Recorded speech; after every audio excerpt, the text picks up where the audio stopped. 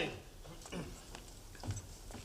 And this is my daughter Beatty, officer. Mrs. Pierce. Constable Dancy, you'll be the complainant then? No, it was me who phoned the police station. Coming from which side is it, the noise? That side. His nephew-in-law's. It's trio, is it? Well, if you can call it a trio. More like three cocks what's got croup. It's terrible the racket they make, Constable. It really is. I'm not exaggerating. They don't seem to be playing just now. No, they're gathering the strength. As for another assault on the senses. Yeah, our senses. And him, his age. What's my age got to do with it? Well, it can't be doing you any good. Now, look, you keep my blooming age out of it. Yes, well, I'll just go and have a word with them. What's the occupier's name? Barlow. Kenneth Barlow. His nephew-in-law. Is that significant, by the way? What? Well, him next door being Mr. Tatlock's nephew-in-law. You keep saying it. Well, it doesn't make things any better, does it? Well, it's as well to ask. Yeah, well, if you ask me, you don't seem very interested. Mind you, you would be if you were living next door to the racket that they make. I second that. Oh, no, I am interested. It's just my manner. Baffled, my wife calls it. Nonchalant's my word. Yes, well, I'll just go and have a word with Mr... what do you call him? Barlow. Kenneth Barlow. And it's that side, you said? Yeah. Where are you going, Mr. Tatlock? I'm going with you. On one condition. Condition? That you promise to behave yourself. You want to consider yourself lucky, mate. You've come through, as I say, unscathed, you know. Not standing like half a pound of flipping prunes. Leave me alone, Stanley. Right, leave him alone. Let him wallow in his own misery. It's his business. Yeah, I second that, so shut your cake, I'm all trying to help a mate see the wood from the trees. And the wood in this case is the case that Ernie is better off without Emily. 1,000 times better. Stanley, shut up! You'll thank me, you know. You will, you'll thank me in the future. You'll say Stan Ogden and all my mates knew what was best for me. That marriage is a waste of time. Stanley, please! Well, why do so many men want to get married, then? I'll tell you, sir. I thought your Hilda could talk. Because they know they're onto a good thing. Taken off the labour market, clothed and fed, installed in an house, and are they satisfied, are they, Eckers, like? You show me one satisfied, I'll give you a gold-flipping watch. You're the luckiest man alive, mate, I'll tell you. I warned you, Stanley. Nobody can say I didn't. Eh? I warned you several times. No! Brought me flaming leg! Hey, you'll have to run to catch up with him, mate. Now, you lay a finger on him and I'll kick your knee. Run, I can't even flaming well walk. That'll teach you a lesson, won't it? What flaming lesson? Always wear shin pads in pubs. Shut up when anybody asks you to. Whatever's happened, it sounded as though a bus had fallen onto somebody. It did, didn't it? Now, Mr. Bishop just kicked Mr. Ogden. Oh, you could hear leather meeting bone. It was lovely. Mr. Bishop resorting to violence. What in heaven's name, why? Because Stan Ogden went going on and on and on. And on. About how lucky he was to be jilted by Emily Nugent. And I still think he is. Ah, but would you still say it to his face? Eh? You know, though, Betty, this really is awful. I mean, they're behaving like children quite long enough. Well, you could always ask a policeman, Mrs. Barker. Pardon? A policeman have just seen one going into Ken Barlow's.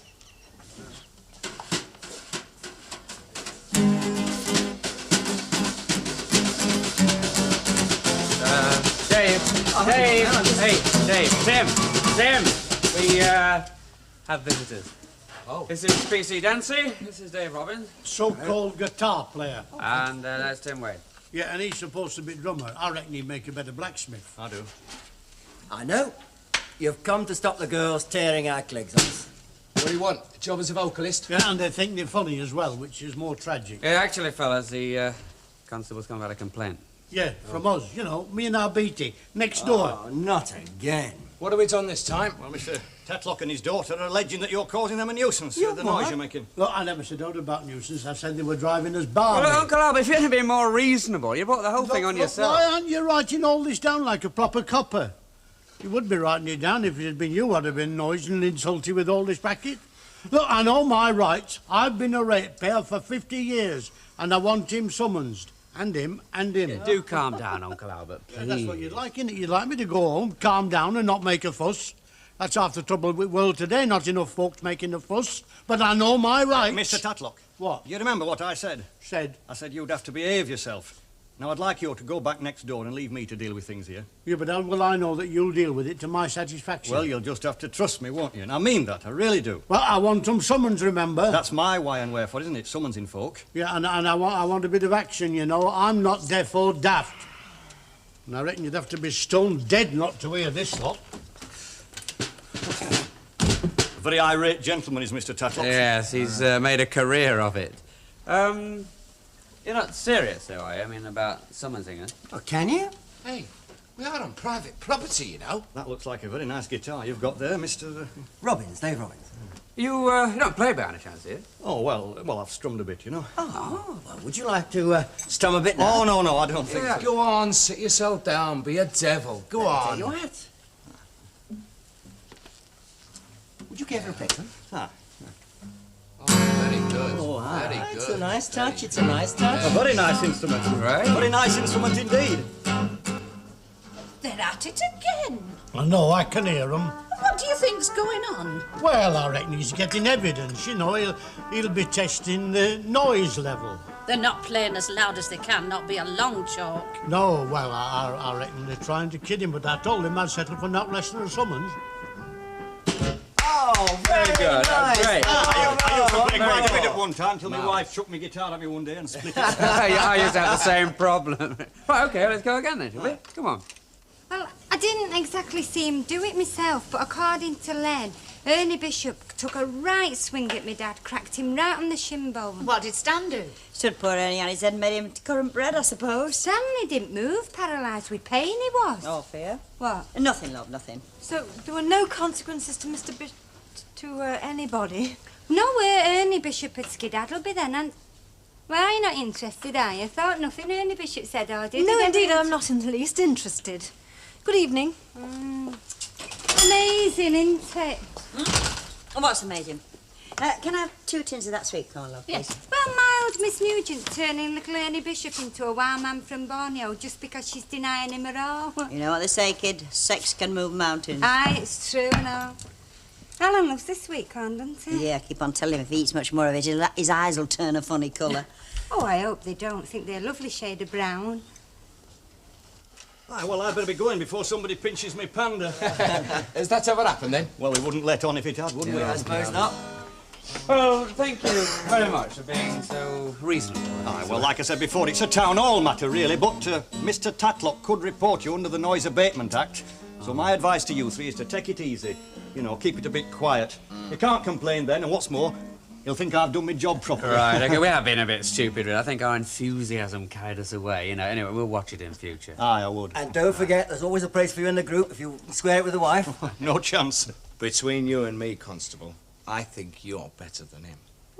Well, everybody's better than me, aren't they? Cheerio, then. Right, come on, I'll show you out then. Hey, Tim. I think it's time for one final big razzmatazz. I'm sure we should really tick the A roof number off, eh? 1 21-carat blast-off. Hey, All Tim. right. Hey, Ken. Yeah? We're just thinking of giving your Uncle Albert raspberry.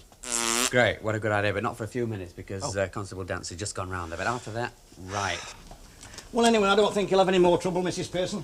Mr. Tatlock? But I wanted them summonsed. So did I. Now, what if I did report him? It'd only create more bad blood, wouldn't it? I mean, you don't want to be at daggers drawn with your neighbours forever, do you? And him a relative and all. I don't mind. Remember, he didn't started it, did you, Dad? No, of course I didn't. I'm one of the most peaceful chaps there is. You ask anybody. He is, and he can't be anything else, it is. Hey, watch it. Well, do it my way and see what happens. If there's any more trouble, you know where to find us. Like the windmill, we never close. I'll see myself out. Cheerio. Just like Cheryl Turpin were over them vandals what wrecked me allotment. You get no satisfaction out of anybody these days. Policemen, politicians, shopkeepers. Well, he must have had some effect, Dad. Frightened them, at least. Look, I wanted them summonsed. Well, they're quite enough now. Yeah, I better stop that road and all. Not seen or heard anything from Norman, have you? Norman? He's your husband, not mine. It's just that I'm running rather short of money. Yeah, well, you better run on quick because you get no doubt of me. I'm not crawling to him. Oh, well, then you're likely to starve, aren't you?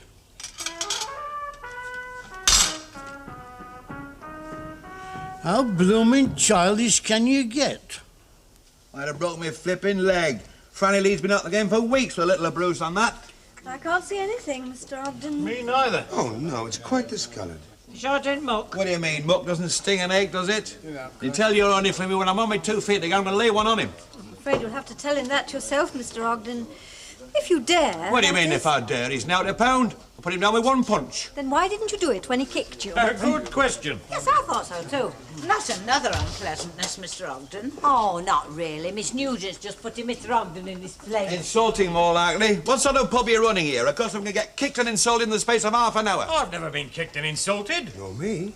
It seems to prove something. Don't worry, Mr. Ogden. I don't think it's going to happen again. I think I have solved the problem of Emily and Mr. Bishop with my usual resource and expertise. God help 'em.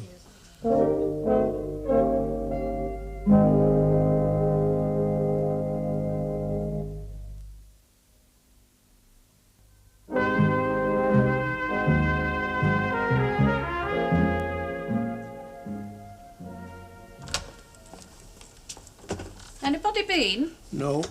Any messages? No. What time is it? Time it says on that watch on your wrist. Thought he'd be here by now. Who? You know very well who, Norman. Norman? That's your husband's name, isn't it? Yes, he gets paid Friday dinner. Oh, well, he'd be getting K-line now, then. Not before he's paid me, he won't. It was you what left him. He's still got to support me. Well, if I were him, I'd have been in South America by now. Oh, you don't think he is, do you? Is he yeckers like? Like I never were. Bill Welsh, he went to South America, though. Nobody we were when he left here. He come back 10 years after, talking that posh just as if he were reading 1 o'clock news. Telling everybody he was a mill manager. Of course, there isn't the same competition in foreign parts, you know. Anybody with a bit of schooling can shoot right up. I mean, look at Handel Garside. Oh, I wish to wake I'd gone to South America or India or somewhere like that. BT, somebody at door. Answer it then, I've got my hands full. Oh, blooming heck.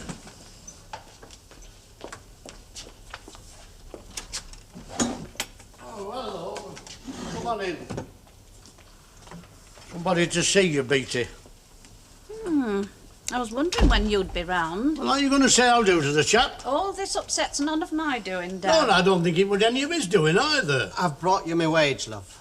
How much this week? £20.20. I did a bit of overtime on Wednesday and last night. Oh, it's about time you had some overtime. There's not much about, you know. Hey, you're not splitting his wage down the middle, are you? Oh, he's going to get his bus fares and spending money as usual. But you're not living with him. What's that got to do with it? Oh, it doesn't cost me much to live, Dad. I'm very thrifty. Yeah, it's a good job, isn't it? Hey, I thought you said he were acting a bit wild-like. He is. Yeah, just about as wild as a dozy rabbit. Anyway, I'm off for a drink. Not going to stop here and see one of my own sex belittled by a woman. 1, 2, 3. It's as well to check it, love. Yes, that's what I'm doing. 4, 5, 6. Thank you for getting me these at such short notice, Mrs. Clegg. But I do think that bridge rolls make a high tea, well, higher. Well, it's lucky the bread shop had some left. Yes. Mrs. Walker, what makes you think getting Ernie Bishop and Miss Nugent round the tea table together will get them fancying each other again? Oh, dear. The ignorance of youth. Eh, Mrs. Clegg? No conception of the subtle approach. I think you know what I'm up to, don't you? Well, actually, I don't, Mrs. Walker. Don't you, dear? No, I would have thought it would have been as plain as a pike stuff to you. Well, I invite Ernest and Emily for tea. The atmosphere is relaxed, the food is exquisite, and I lead the conversation a certain way. What way? Well, I emphasise the folly of their relationship, I show them the pain that they're needlessly suffering, and the effect it is having on their friends. But all very subtly. It'll be like a kiss from a zephyr, Irma. Gentle, but insidious. Bye-bye. Bye. Do you think she knows what she's talking about? Do you? Well, no, I think she's all right when she's just talking. It's when she tries to do something about it she comes unstuck. Yeah, like a lot of folk. Ah, especially fellas. Whew. Hello, taking my name in vain again? No, not you, love, just all the rest. Cigarettes, please. 20. Have you found Yes, anything for me yet? Well, no, that wasn't actually intended for you, but, well, if you're interested. Do I want with a second-hand car engine? Well, it is a second-hand sports car engine. So? Well, you wanted a sports car. Well, I thought if we got the engine now, and then perhaps 12 months from now, if you had saved enough money, we could buy some wheels. Watch it, Alan, now. The last fellow who tried to take the mickey out of me ended up with not only his head, but both his arms in splints. But he wasn't as good looking as me, was he? No, that's true. Cheers. Ta-ra. Bye. He's got a marvellous sense of humour. Marvellous. And he went rotten. Oh, heck. You've got enough food there to feed a regiment. I don't do things by halves, Mr. Tatlock. What's up, is she having company or something? Haven't you been invited, then? Invited to what? Only walked us through in a party. All the regulars tonight. Tonight? Yeah. For all the regulars? Yeah. And what am I if not a regular? I was stopping here when you were knee-high to a grasshopper. You what? Oh, he's pulling your leg, Mr. Tatlock. He's not giving us a tea. It's a sort of armistice meeting for Ernest Bishop and Miss Nugent. Oh, well, I know somebody else who should have been invited to something like that. Ah, you won't forget to put that £1 in the holiday club, will you? No, love. Right, that's that then. Well, better get back to work. You'd better. Are you off for clean shirts? I'm doing all right. Haven't been out this week. Oh, you haven't had much time, have you, working overtime? No. Well, I'll be off. Are you getting your proper meals? I'm not doing so bad. Oh, I'll say that for you. You can cook. It's my Navy training. You went Navy. I suited bell-bottoms. Yes, you did. Well, ta-ra. Ta-ra.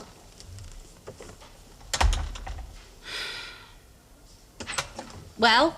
Yeah, well, I'm having a bit of trouble, though. Oh? It's the dog. What's wrong with her? Well, she's gone a bit cranky. A chap at work says they do when they're pining. Oh, well, I can't have her here. My dad hates the sight of her. No. I just thought I'd tell you. Oh, thanks. Oh, poor little Binky. Aye.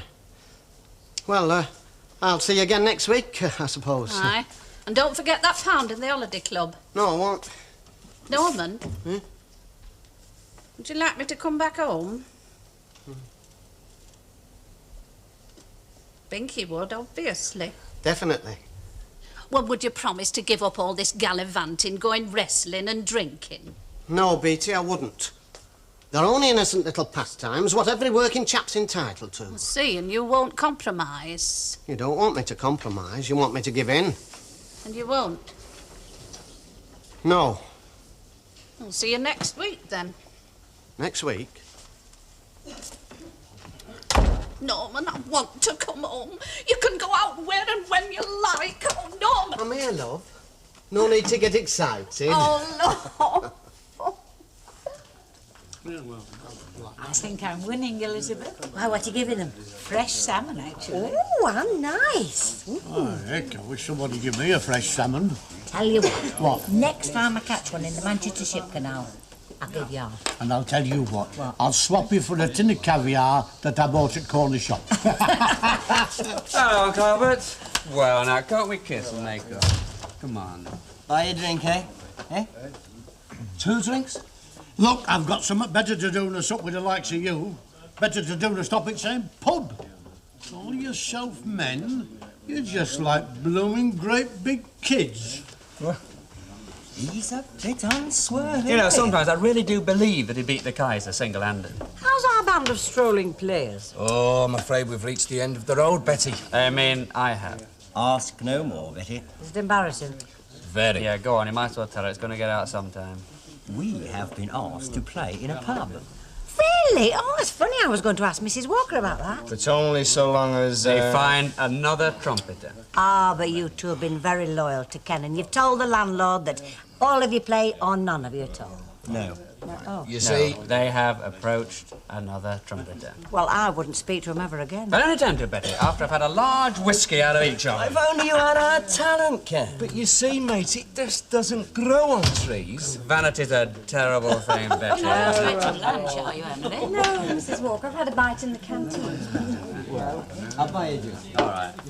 Be prepared for a surprise in there. Oh? Aren't you going to give me a clue? No, it would spoil it.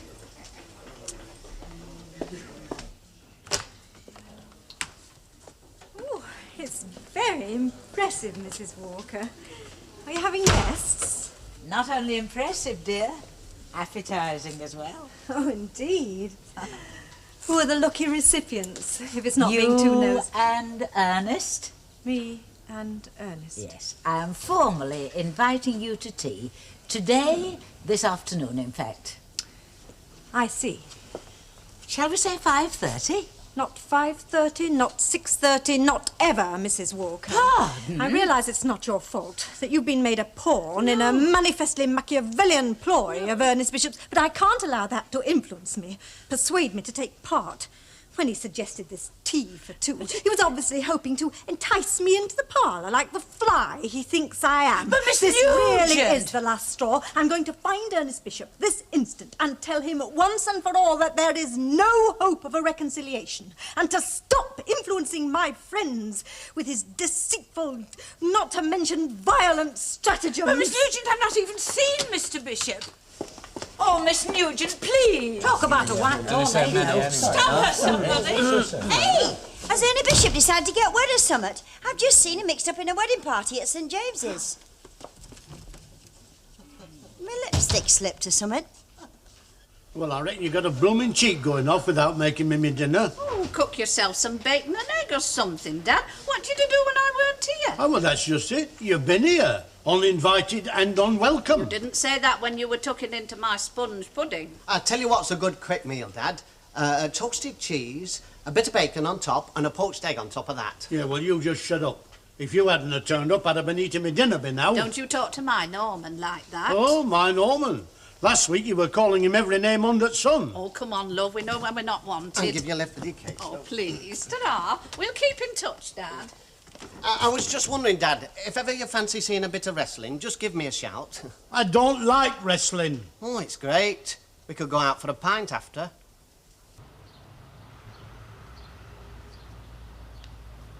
Look, I asked you to stand closer in. Further. Further. Thank you. Bride, you're not facing a firing squad, love. It's your wedding day, so let's have a smile, eh? Weddings are supposed to be happy occasions. Those who managed to have one. That's a bit better. You've spread again. Will you please try and hold these positions? I'm sure I'm not asking too much. Emily. Hello, Ernest.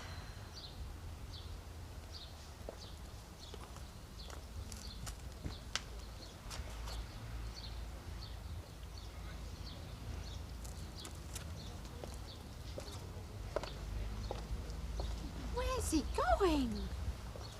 Search me. And do you mean to say that there's a table full of food in there and nobody to eat it? Well, I'm not hungry. Lucille's phoned through and said she's not coming back for tea. I think I went and filled me butts. Oh, you're not having any cosy teas with Annie Walker. Hey, you keep him under, Elsie. Who needs to be kept under? Don't you? Hey, where are you going? Well, there's no to stop me inviting myself to tea, is there? Two bob, she chucks him out. He deserves a salmon butty for his cheek.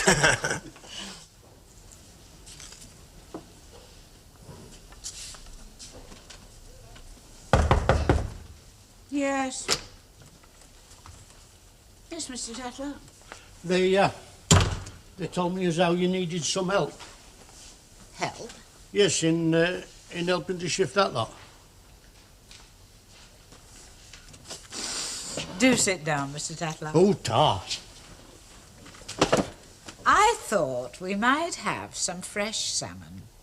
Would that meet with your approval? Oh, not only me approval, my belly as well. Hello there, what are you going to have? Fine. I've just seen something very interesting. Albert Tatlock limping home. Emily and Ernie, hand in hand, walking down the street. Oh, I am glad. Oh, well, I'm glad they got together. I don't see how they managed to keep that quarrel up so long. How did they make it up, do you know? I don't know, love. I peeked them as I went past, but they just turned round and pulled tongues at me. Still, Ernie won't be laughing for long, will he? Why? Well, because there's a big move afoot at the community centre to get rid of Ina Sharples. Why? Well, this stand-in of hers proving to be very, very efficient. And Ernie Bishop's going to have to break the news. Well, somebody's got to.